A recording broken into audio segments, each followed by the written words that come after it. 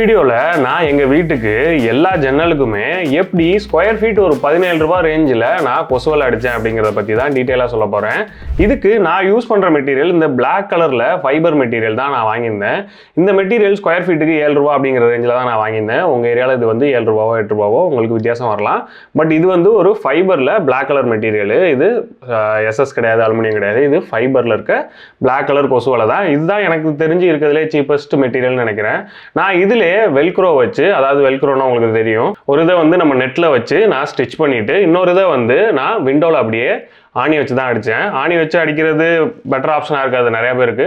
But எனக்கு ஆணி வச்சு அடிக்கிறதே ஓகேவாக இருந்துச்சு. ஏன்னா ஆணி வச்சு அடிக்கிறேங்கிறப்போ என்னால் திரும்ப ஈஸியாக ரிமூவ் பண்ணிட முடியும். ரிமூவ் பண்ணிட்டு அந்த ஹோலை நான் இன்கேஸ் தேவையில்லை, நெக்ஸ்ட் டைம் நான் டோருக்கே போகிறேன் அப்படின்னா என்னால் அப்கிரேட் பண்ணிக்க முடியும் அப்படிங்கிறனால தான் நான் ஆணிக்கே போயிட்டேன். இப்போ ஓவராலாக எனக்கு 80 ஸ்கொயர் ஃபீட் கிட்ட வந்துச்சு. எல்லா விண்டோவும் சேர்த்து பாத்ரூம் இது எல்லாமே சேர்த்து 80 ஸ்கொயர் ஃபீட்டுக்கு நியர்லி எனக்கு 1500 தான் செலவாச்சு.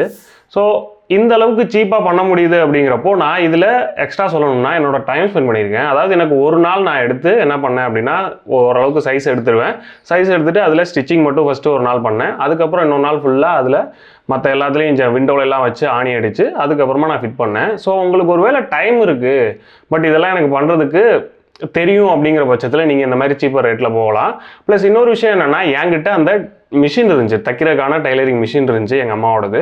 ஸோ அந்த மிஷின் இருந்தனால நான் அதிலே வச்சு ஸ்டிச் பண்ணிட்டேன். கரெக்டான சைஸ் மட்டும் கட் பண்ணிவிட்டு இந்த வெல்க்ரோவோட ஒரு இதை மட்டும் உள்ள அப்படியே அடியில் வச்சு நான் ஃபுல்லாகவே ஸ்டிச் பண்ணிகிட்டே வந்துட்டேன். இன்னும் ரெண்டை நம்ம அங்கே ஆணிலே அடிச்சிட்டனால ஜஸ்ட்டு ஃபிக்ஸ் பண்ணுறது எனக்கு ரொம்ப ஈஸியாக இருந்துச்சு. ஸோ இது மாதிரியே நீங்களும் பண்ணணும் அப்படின்னா லோக்கலில் இருக்க ஷாப்பில் போயிட்டு வெல்க்ரோ அப்படின்னு கேட்டிங்கன்னா, வெல்க்ரோ அந்த ஒரு 25 மீட்டர்ஸ் வந்து நியர்லி 240க்கு நான் வாங்கினேன் ஒரு பேரு.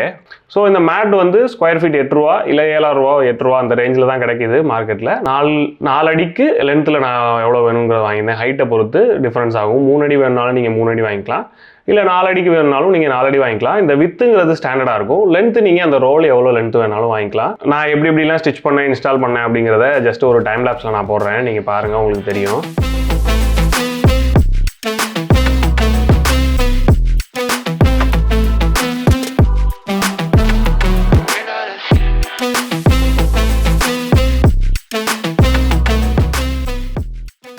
இந்த வீடியோ உங்களுக்கு ஹெல்ப்ஃபுல்லாக இருந்துச்சுன்னா ஒரு லைக் பண்ணுங்கள். அப்போ தான் இந்த வீடியோ நிறையா பேருக்கு போகும். ஒருவேளை உங்கள் ஃப்ரெண்டு கொசுவல் அடிக்கிறதுக்கு ரொம்ப செலவாகும் அப்படின்னு நினச்சிட்டு இருக்காருன்னா அவருக்கு இந்த வீடியோவை ஷேர் பண்ணி விடுங்க. இவ்வளோ சீப்பாக கொசுவல் அடிக்க முடியுங்கிறது அவருக்கும் தெரியும். நீங்கள் நம்ம சேனலை இன்னும் சப்ஸ்கிரைப் பண்ணாமல் இருந்தீங்கன்னா இது மாதிரியே நிறையா கண்டென்ட் பார்க்குறதுக்கு சப்ஸ்கிரைப் பண்ணிவிட்டு பெல் பட்டனில் கிளிக் பண்ணி ஆளுங்கிறத செலக்ட் பண்ணிட்டீங்கன்னா நான் எப்போ வீடியோ போட்டாலும்